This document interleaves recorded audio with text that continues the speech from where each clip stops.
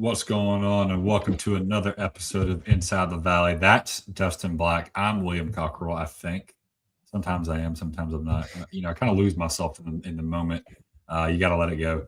You only get one shot, Dustin. Do not miss your chance to blow. But before I start quoting more Eminem songs, how have you been, Dustin? I've been good, man. I still don't understand. I don't even know how many episodes we're on now. I still don't know how you like freestyle stuff like that on podcast form like that. Is that just how your brain works? Is that just a day? Is that just like a little snippet into like your brain? That is the day in the life of my cerebral process. It is both scary and fascinating. Scientists would have a field day with my brain cells. I just realized I never updated the round of 32 for the Travis Etienne bracket. So shame on me, egg on my face. But I know Travis Etienne won. Anyway, sorry, got off topic. A little sneak peek going in there. We're going to recap our round of 32 from the bracket challenge from the best Clemson player of all time. We're going to preview the Sweet 16. We've got some big time matchups coming up, Dustin. I don't know how you feel about this. Dustin, I will say, was probably the happiest person on the planet from one of the matchups that we'll talk about in a second. For two, actually, there's two that I'd like to point out. I can't wait. One that proves that bullying your listeners works because Jeff Davis did beat Taj Boyd as he should. I stood on that hill and wanted to make sure that he won and advanced to the next round. And I was just, me, I was just tore up that Hunter Renfrow got eliminated by William Refrigerator Perry. I don't know how that happened. You guys had Hunter Renfrow as this all-time Clemson great sitting there as what seed was he? He was a 5 seed. 5 seed, yeah. Sitting there as maybe 5 seed. A little rich. It might have been a little rich. We got caught up a little bit. Where would you have put him? Well, he's the Wisconsin of our no, I'm kidding. He's High Point. I think when I did the original sheet, I had him like a 7 or 8 seed. So I wasn't that low on Hunter Renfrow. It's a running joke at this point. But some people say jokes are have a little bit of truth sprinkled into them. So you want to get anything out? Is there anything you want to share? No, he wasn't as productive as a Clemson receiver as a lot of guys that we have below him. That's all I'm going to say. I think that he had his place in Clemson lore, and obviously he made the most important catch in Clemson history, according to Adam Drops Bond. It's probably accurate. It's up there. But he's definitely up there. Like when you think of Clemson wide receivers, Hunter Renfrow is the name that comes to mind, so it's appropriate. When you look at his totality of his career, I just don't think he was as productive as some other ones that we have in our bracket. But that's all it is. I think we talked about it a little bit too. Like the Fridge is iconic, throughout history. Like, even today's fans know who the Fridge is. Oh yeah, for sure. Hunter Renfrow is iconic for all of Clemson fans, but predominantly this day and age. So I think with the amount of lore that the Fridge pulls, that has to have been why he won. This is crazy. The one person who won 99-1. Did you know who that is? Who's that? Trevor Lawrence over Daquan Bowers is the only person to win 99-1. I'm not gonna lie to you. Okay, I thought Trevor Lawrence would win. I thought that made sense. But to win 99-1 over Daquan Bowers, is that not shocking? I thought Daquan Bowers would at least get 10%. Look, I know some people have commented on some of our posts that there's a lot of recency bias cooked into this, and I think there's some truth to that for sure. So yeah, I think like Daquan Bowers was an awesome Clemson Tiger, but maybe just someone that people don't think of or come to the forefront of their mind when they think of Clemson, defensive line. Because he just played, not so recently, but yeah, awesome player, man. Yeah, and he was the Trevor Lawrence. Trevor Lawrence. Oh, I lost you. You there? Oh, hold on. Now it's playing. Let's see. Okay, a little technical difficulties there. Yeah, it happened. Got to crank up his hamster wheel downstairs, so lost a little bit of Wi-Fi on that one. But long story short, 99-1 over Daquan Bowers, I thought was a little rich, but deservedly so. CJ Spiller beating Ben Boulware 92-8. That was pretty big time. Mm-hmm. Anything shock you? Steve Fuller lost. That probably shocked you. Steve Fuller Yeah, I got mean, that one hurts. That one definitely hurts. You're the biggest Steve Fuller fan I know. Yeah. I actually do not know a Steve Fuller fan. I actually thought the margin of victory between Dexter Lawrence and Gaines Adams was pretty surprising. Right? 69% for Dexter Lawrence. Like, Gaines Adams was awesome, man.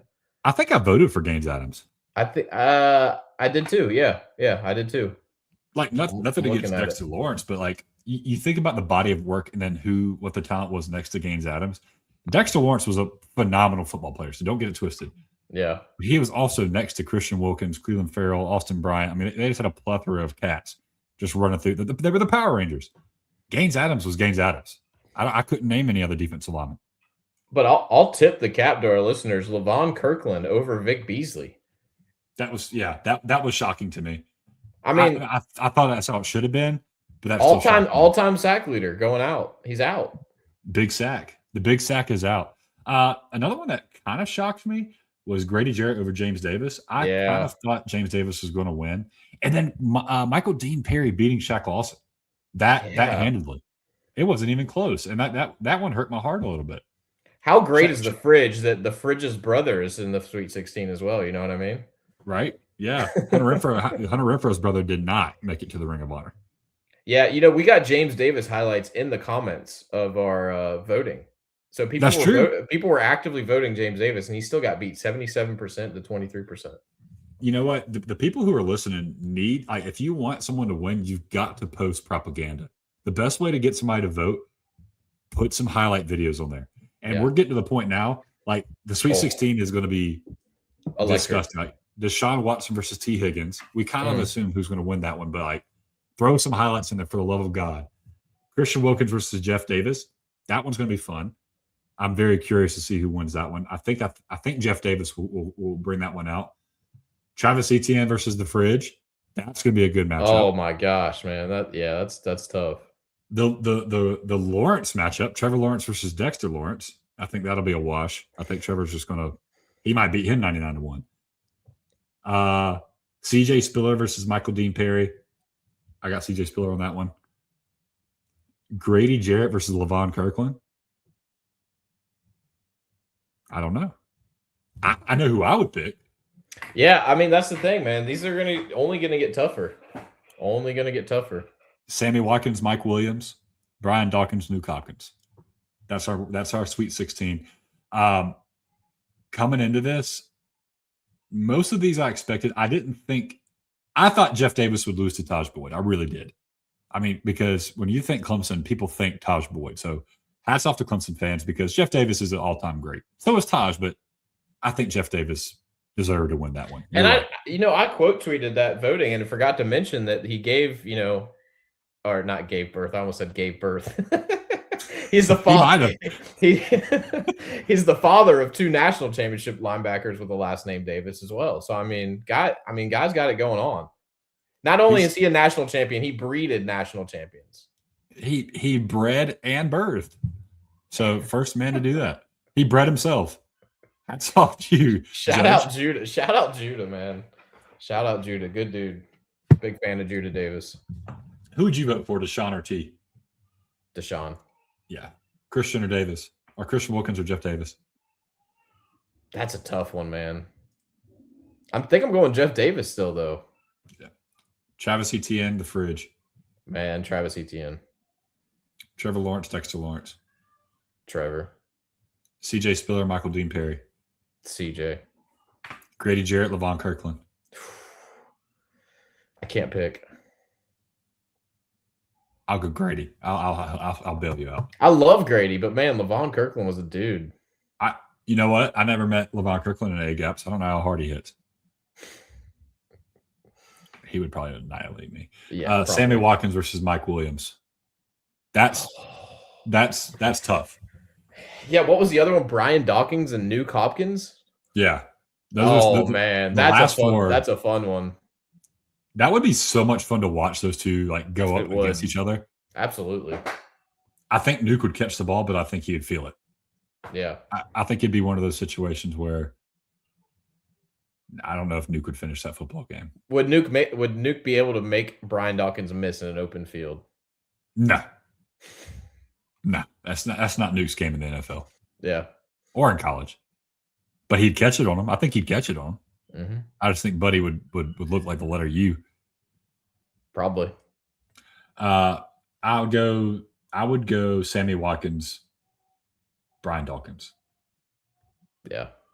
Sammy's going to be hard to beat. All those Sammy's one seeds. I mean, I know it sounds like chalky, but all those one seeds are just going to be hard to eliminate. Yeah, there's a reason. Now, does Trevor Lawrence keep up his 99-1 streak? Does he beat Dexter Lawrence 99-1? I don't know. He might. He might. Without Ostertane. I'm just kidding. That was all alleged, by the way. That was all bullcrap. It's a good joke. I like it. It is a good joke at someone else's expense. But phenomenal. This has been fun. Regardless of what's going on, this has been fun. I can't wait to see what happens next. Please, quote tweet these things. Put some highlight videos on there. I want to see some Brian Dawkins highlights. I want to see somebody go deep into the archives and pull out a LaVon Kirkland highlight. Mm-hmm. LaVon Kirkland's hardest hits. And I need to hear Nirvana playing in the background, or Papa Roach, or what's another good one? Foo Fighters. I need one of those old school rock and roll highlight tapes. Those are the best. Trapped, Headstrong. Like, I know I was about to see somebody get rocked. Like John Beeson was about to hit somebody across the middle when I heard Headstrong, I take you on. Yeah, you know what I'm talking about, Dustin. Oh, I know that song. Yeah, big fan. That song. Let's see. What Smells Like Teen Spirit? Mm-hmm. That was a good one for a highlight tape. What's the best highlight tape song from back in the day? And you can't use To Hell and Back because of Tavon Austin. Man, I don't remember I can't remember the words right now. But like where it's almost like a violin. It's like 300 violin orchestra. Yeah. That's dope. That one in Fort Minor. So essentially that in Fort Minor. Yeah. No, what's the other one? It's like 10% luck, 20% skill. Yeah, you know what I'm talking about? That's Fort Minor. That's Remember. Yeah. Remember that's the a good name. one. That's a good one. Yeah. That's what I think of old school highlight tape. Eminem, song I started singing at the beginning of this. Lose Yourself. That's a good one. Anything AC/DC. Yeah. All right. If you're a skill position player, I want to hear Lose Yourself, or I want to hear Fort Minor. If you're Fort Minor is more of a tight end. If you're a linebacker, I want to hear AC/DC. I want to hear Papa Roach, or some sort of heavy metal, like just some intense throat music. Nowadays, if you play receiver, or corner, I better hear some trap rap music. I'm talking the hoodest of hood. I need it to be something I've never heard of. Right. And I want my offensive lineman listening to like some deep country music. Okay. I don't know what my quarterback should be listening to though. Doesn't matter. We just kind of went on a rant we went this went the wrong way. But Not in the script. So let's reel me in. Practice notes. So I got the privilege to go to practice today. Shout out to Clemson. Shout out to Dabo for allowing former bums to come out there and watch you practice. My kids think it's amazing. My son thinks he's TJ Moore now, and I'm not going to tell him anything otherwise. He's going to go run some routes tomorrow. But to give some people some insight, number one, Tom Allen is as advertised. That cat did not have a microphone, did not need a microphone, and I don't think he stopped talking the entire practice. And one of the things I liked the most was how he was coaching, how purposeful he was in what he was saying. I'm afraid I'm going to share too much. So that's how far I'm going to go with that. I'll tell you this. Gordon Sellers, get ready. Get ready. He is going to be a household name this year. You're not the only person I've heard say that. Yeah, he is going to be a household name this year. Was he consistent? But does he have the highlight play in him? I saw a play he made in the back of the end zone today, Dustin. I've audibly gasped. Who did it remind you of? Who did it remind me of? Like what did it look like? It looked like Martavis Bryant against Ohio State, where the ball got bobbled and he tips it to himself and catches it. You know, I'm talking about the Orange Bowl. Oh yeah, It was that play. So a little bit of Mike Williams. He reminds me of Mike Williams watching him play in practice. Don't tell me that, man. All right, I won't tell you. I'll go buy a Gordon Sillers jersey right now if he reminds you of Mike Williams. Yeah, and then the offensive line, we've had some decent sized offensive line. Justin, this offensive line this year is huge. Huge. These are people movers. Let me ask you a question. In the media viewing period, did they have like a first team offensive line go out there? Yeah, and I could tell you Elijah Thurman's on it. It looked like Harris Sewell's at center. I couldn't see him. He was blocking. Was Braden Jacobs on it? Yeah. And he was Braden Jacobs and Elijah Thurman were both green. Or not green. Orange. Full go. Yeah. Full go. Braden Jacobs can move. Buddy, can he move? Elijah Thurman can move. I saw him pull, and there was a coach that was like moving over to simulate what the defense would do. I thought Elijah Thurman was about to murder that coach. That's awesome, man. And he put his hands on him. I'm like, this is great. Dude just bodied this coach. I love it. What about Easton Ware? Did you get your eyes on him at all? 63. Didn't get to see too much of him. Honestly, which sucks. I did not see who was playing right tackle. Yeah. And I did not see who was playing right guard. But Sewell, Thurman, Jacobs. Yeah, confirmed. Which we kind of already felt that. Yeah, that seems like it would be appropriate. Gavin Blanchard was the number 2 center. He looked good. He was moving well. I don't know. Have we talked about this? But are you of the mindset that Sewell is going to be a better center than he was a guard? Or what can you tell us like how that would be possible? Because I feel like there's more to do when you're a center. Like you have to more thinking. More thinking, but I mean, you have to snap the ball and then block rather than just getting out. Correct. You know what he I mean? Didn't have a bad snap today. That's good. So, and I can tell you, Gavin Blanchard did. Dabo made sure everybody in Pickens County heard that. But I would say center is more difficult, but it's more difficult for different reasons. They're not going to ask him to pull. They're not going to ask him to do some of the more athletic things that people are asked to do at guard and tackle. But you're in a box, and a lot of times you're on an island. Yeah. Sometimes you're coming to help, or sometimes you're just by yourself with the nose. Right. He's got the ass to do that. So what Harris Sewell's the best part of his game is his strength. The worst part, in my opinion, of his game was watching him zone block. Yeah, I did not think he was a very good, efficient zone blocker. It just felt like he didn't know where he was going. So a part of that could be a bad ID. A part of that could be on him just not knowing the plays. I don't know. But at center, he's going to be one making the ID. Mm-hmm. So if he's already thinking like before the play and before the snap, if he's already thinking like that in film to get ready for the game, maybe it prepares him better for the game. Maybe it's forcing him to prepare better for the game. I don't know. I'm very curious to see how he does at center. It's already his 4th year. It's crazy. Like he's a true senior. Right. That is insane to me. Him and Ian Reed that's like flown by, you know?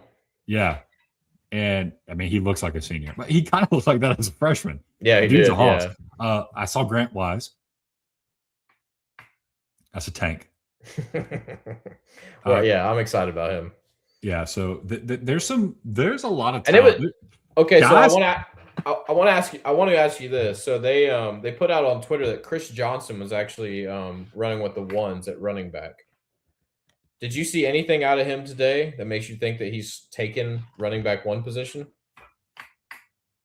I don't remember him running with the ones. I remember him more with the 2s. It was just something I saw put up. So it was put out on Twitter. I don't know who all reported it, but there's some there. I would like to see him live. Okay. They weren't live today, even though they were full pads. They didn't do much live. They did not scrimmage today, at least not where I was there. Gideon Davidson looked like he's put on some good weight, which he was already big and strong last year. His legs look substantially different. He's got college legs. But Chris Johnson Jr., I didn't see too much of him. I mean, and it's hard to see speed. Yeah, sure. From that position and what they were doing. So all in all, they look good. I thought this is going to be crazy. We talked about this before the podcast. Miles Oliver had a good day.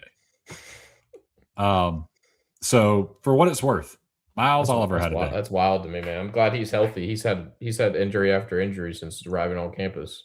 And if anybody's worried about TJ Moore from having surgery and Bryant Wesco from also having surgery, don't worry. I watched him today.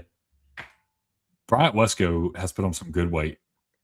TJ Moore looks just phenomenal. He looks phenomenal. And the thing I liked the most about TJ Moore today, his body language was great. Now, maybe it's because he saw my son there and he knows my son's a huge TJ Moore fan. Not sure. He actually probably doesn't know that. But his body language looked great. Him and Bryant Wesco were just – it was just so easy for them. Everything looked so easy to them. So I'm curious to see what they look like in the summer. And then Chris Rosina, everyone wants to talk about Reynolds. Tate Reynolds got dogged a little bit today, which is good. We've talked about this on this podcast. Dabo dogs the people who he expects a lot out of. And Chris Rosina was he played pretty well. Serviceable is what I was going to say. Yeah. There was a couple throws he missed, but like all in all, the difference between Cade and what we're used to seeing was Cade can make any throw on the field, but he would miss any throw on the field. Does that make sense? Like he would miss the simple stuff. Vizina wasn't missing the simple stuff.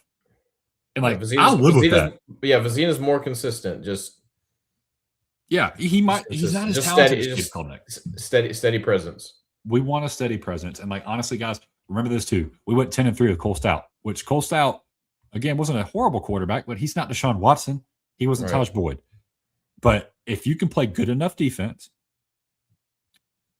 Cole Stout did make some mistakes, but just not turn the ball over a lot, you're going to be okay.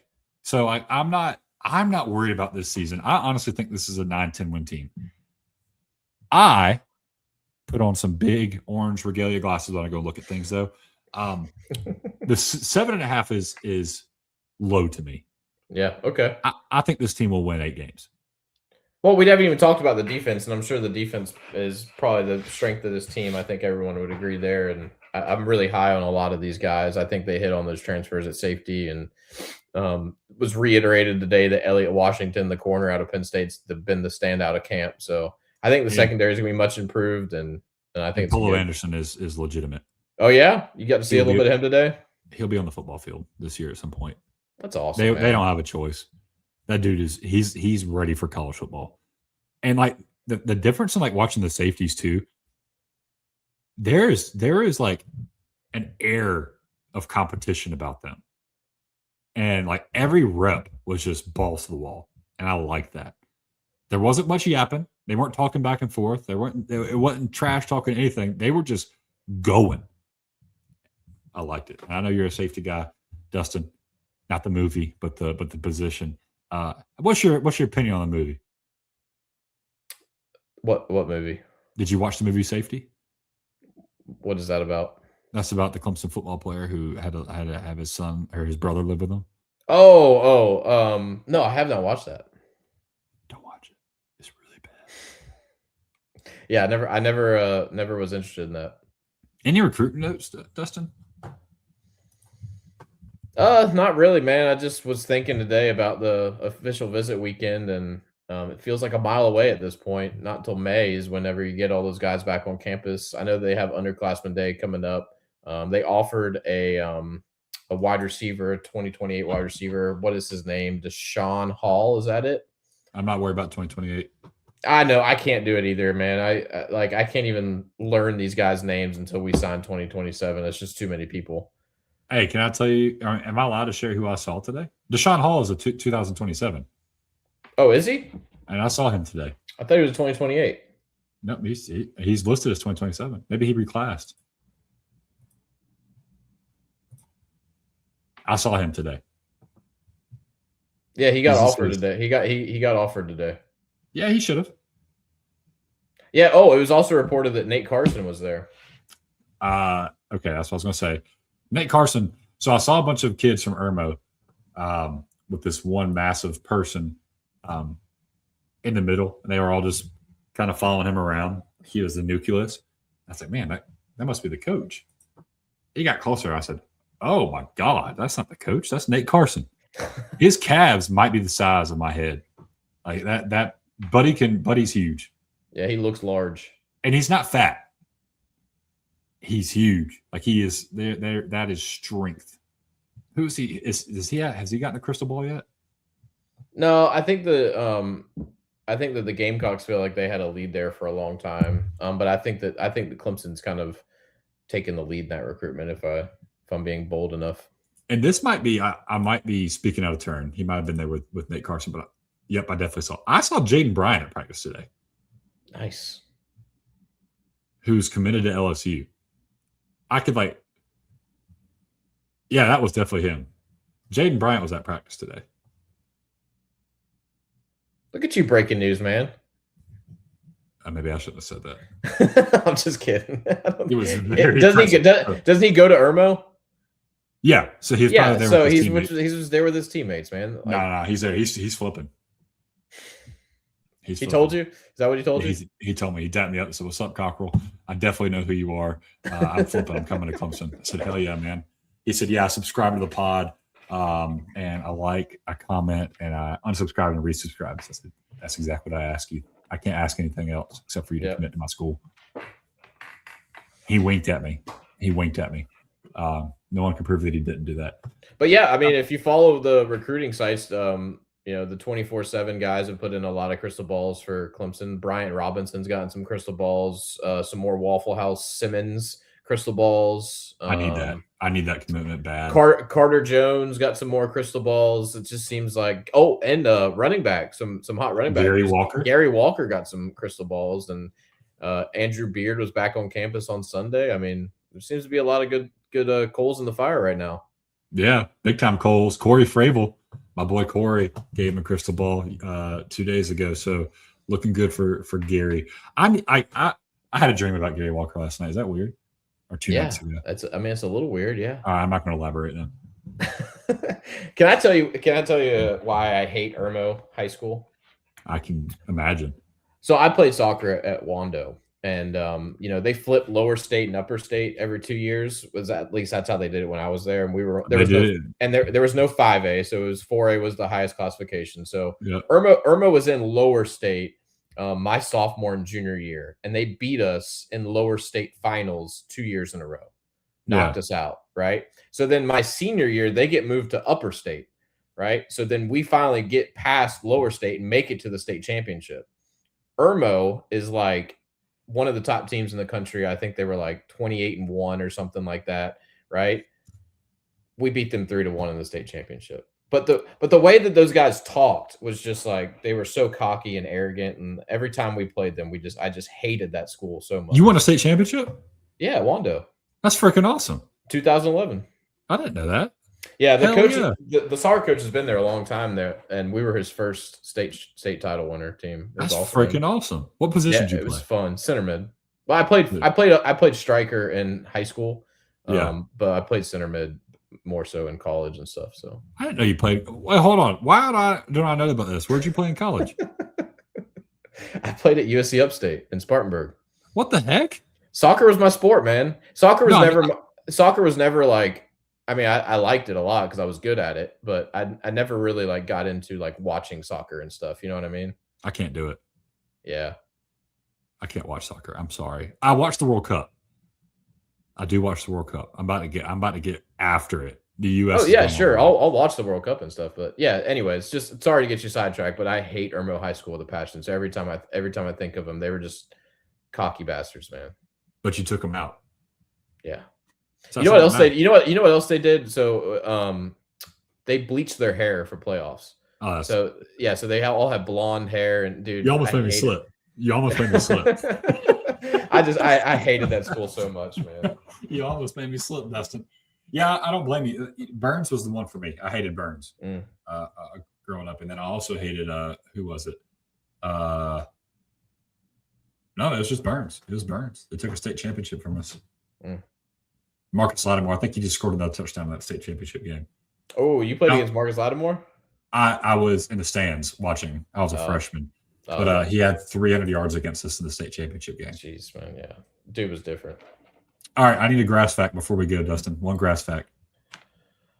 You talked about transition zones last week. What we got this week? Wow, you remembered, man. Listen, I'm all about the transition grass. You're all about grass? Is that what you're going to say? Big grass podcast. 420 showing up soon. You talked about the best golf courses in South Carolina. What about what would make a good football field? What's the best football grass? Probably still Bermuda. I wonder if a lot of the because are you just a Bermuda? Like, are you a Bermuda merchant? I might be, man. There's a lot of different kinds of Bermuda. Don't get me into that. I mean, there's a lot. Well, there's 3 of them. They're in the Bermuda Triangle. Okay, dude. Whatever. See, how did you do that? Like, where did you come up with that? Amelia Earhart's my girl. Yeah. I don't think she's dead. I think her, Michael Jackson, and Adolf Hitler are still in Argentina. All right, here's the grass fact of the day. So there's a place called Tifton, Georgia, right? Okay. So Tifton, Georgia is a place kind of associated with the University of Georgia, and they basically design grass there. Like, they have grass labs. So, like, there's a lot of grasses, Bermuda. Is it because it's legal now? Is that why? No, this is like athletic field grass or like golf course grass. So there's like Tiff Tough, Tiff Grand. There's a bunch of like for the greens on golf course, a lot of them are Tiff Eagle. We're installing a new Tiff grass called Tiff 3D. So, like, anytime you hear Tiff something, that grass was designed in Tifton, Georgia by the University of Georgia. That's pretty. So it makes you go fast, like illegally. Yeah. Oh, yeah. It makes you drive recklessly. Yep. That's what the grass does. Yeah. All you girls out there named Tiffany, I know where you were made.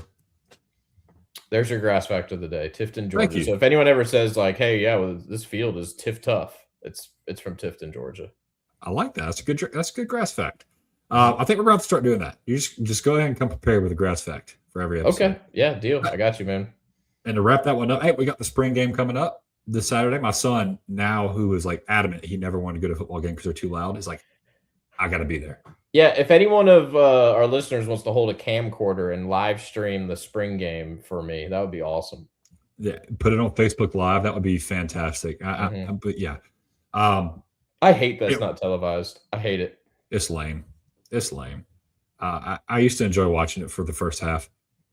As much as I don't really love listening to Dabo on the microphone for 2.5 hours, I'll deal with it to watch the spring game. Do you hate this university? You hate Hunter Renfrow. You hate Dabo. I don't hate Dabo, man. You hate white walk-on receivers. That's Dabo Swinney. That's Hunter Renfrow. That's it. Yeah, you hate the 2 stalwarts of the columns that built this school. Yeah. You got me, buddy. Man. That's another episode of Inside the Valley. That's Dustin Black. I'm William Cockrell. You can find us on Twitter at WalkOnMoose and at DustinB329. You can also find us at Inside the Valley. I got that really quick. At Inside the Valley, the 1 is the I. Come follow us. Come chat. Say drop some slander in there. Drop some propaganda. What did we say for the Carolina game? I'm not gonna say it again. We'll see you next one.